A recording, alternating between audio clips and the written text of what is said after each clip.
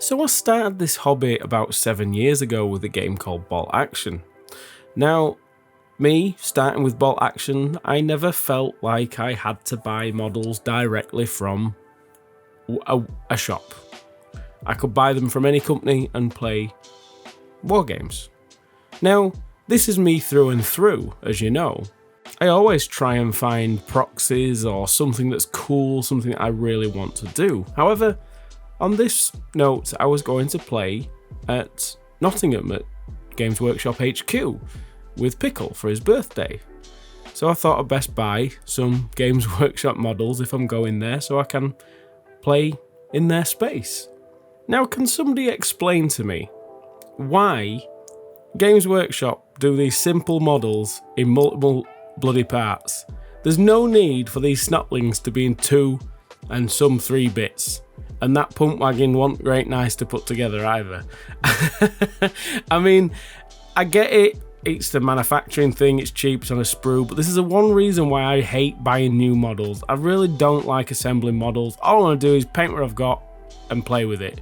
If it's a key model, if it's something that's like a centerpiece, I don't mind assembling it. It's part of the love of the hobby. But your general on the floor chaff units, or in like Blood Bowl, the plain pieces, I just want something I can paint and enjoy. Hence why I normally go down the 3D printing route. I look at metals, I look at resins from other companies. But with me doing the GW kits, I thought, how can I make these look different without any serious modification, without kit bashing, just something simple. The reason I'm wanting simple is I haven't uploaded a video in about 3 weeks. And I got an horrible cold and it just stuck with me for about 3 weeks. It put me in bed for a week. It proper messed with my diabetes for some strange reason. And it wasn't COVID.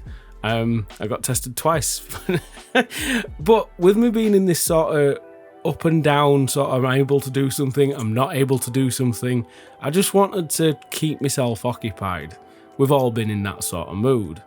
So making them look different without doing much, there's only one thing that you can do, and that's painting.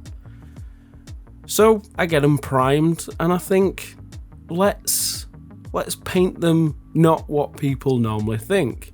Now I'm thinking Snotlings, Blood Bowl, they've got a reputation of being pretty poor, they're not going to win many games, so I thought I'd paint them in like a pale white skin. And I'd just give them very grubby, basic looking uniforms because they're not going to have much money. They don't win games. So I just thought I'd paint them as just crappy little snotlings. And I just start hitting them with the airbrush with just a pinky, creamy flesh base coat. And then I just chuck a normal flesh tone wash on there.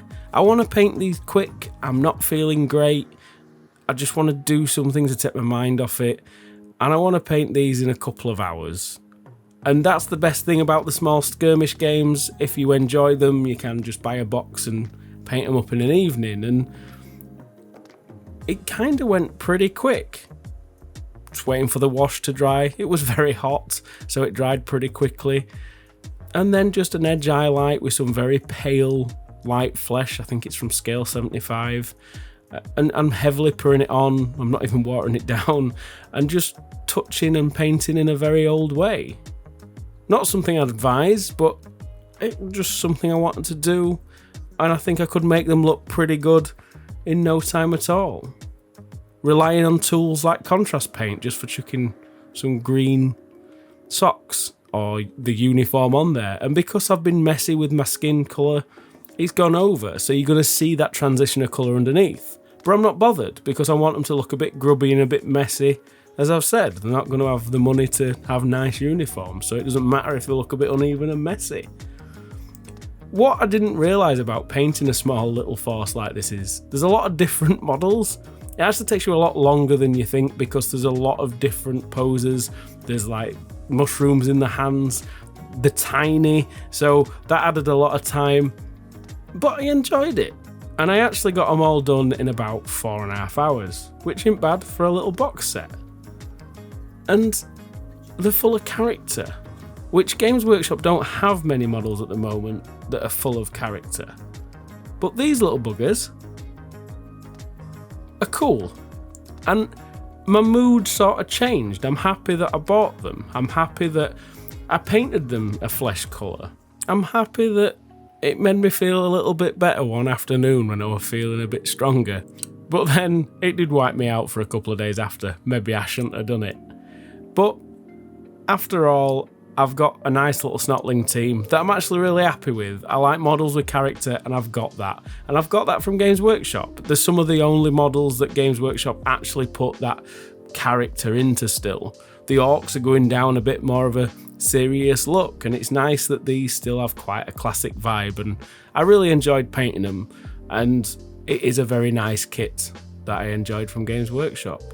Even the pump wagon, even though I hated every minute of sticking it together, once it's assembled and the models are on, it's amazing. It'd be nice if there were two different ones, but what can you do? Now, for basing, I'm going to use my range, and if you want to support me, you can buy this too. If you're not in much of a mood for basing and you can't be bothered doing a 5, 6, 7 step process for your basing, the Base Ready range has got you covered. All you've got to do is chuck some basing glue on there, give the tub a good shake, dip it in and pull it out. And once it's done, it gives you a very nice generic looking base for any scheme you can imagine. All the links will be in the drop down below, guys, where you can go have a look and see which one suits you and takes your fancy. I really like this for something that I just want quick and done, especially if I'm army building, because you've got hundreds of models to do, and doing 5 or 6 steps on each base, it's easy just to get it dip and done. And this is where this video becomes absolutely pointless. Me going to Games Workshop on the 7th, it's not happening. Pickle's going to have to go without me. I've double booked. I've done the normal guy thing. My girlfriend reminded me we're going on a little weekend break with the little one, and I'm having to cancel. So what I could have done is actually bought the models that I wanted. I could have 3D printed some models that I wanted. I could have used the proxies that I normally do. But it is nice to have a nice Games Workshop snotling Blood Bowl team.